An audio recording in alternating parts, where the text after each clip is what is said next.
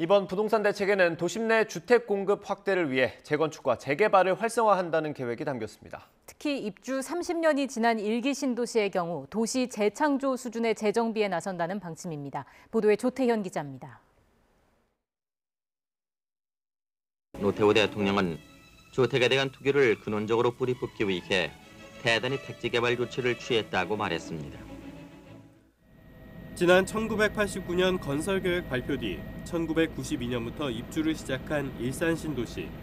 입주 30년이 지나면서 주거 환경이나 교통망 등을 다시 정비해야 한다는 요구가 커지고 있습니다.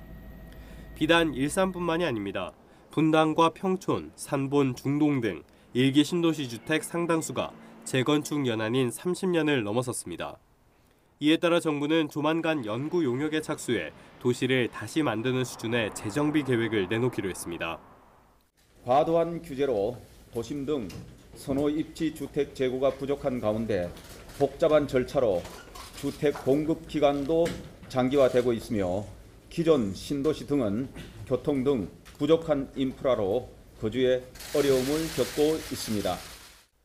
정부는 또 오는 2027년까지 수도권의 정비구역 22만 가구를 새로 지정하기로 했습니다.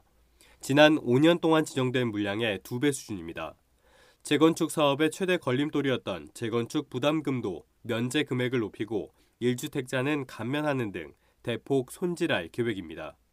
통과율이 절반가량에 머물렀던 안전진단의 경우 평가 항목을 조정하고 지방자치단체가 요청하는 경우에만 적정성 검토를 진행하는 방향으로 손볼 예정입니다.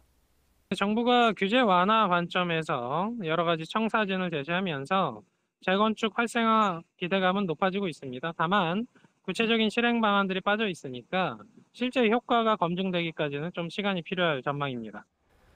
이와 함께 주민이 원할 경우 조합이 아닌 전문 개발업체를 통해 사업을 신속하게 추진할 수 있도록 규제 문턱을 낮추기로 했습니다. YTN 조태현입니다.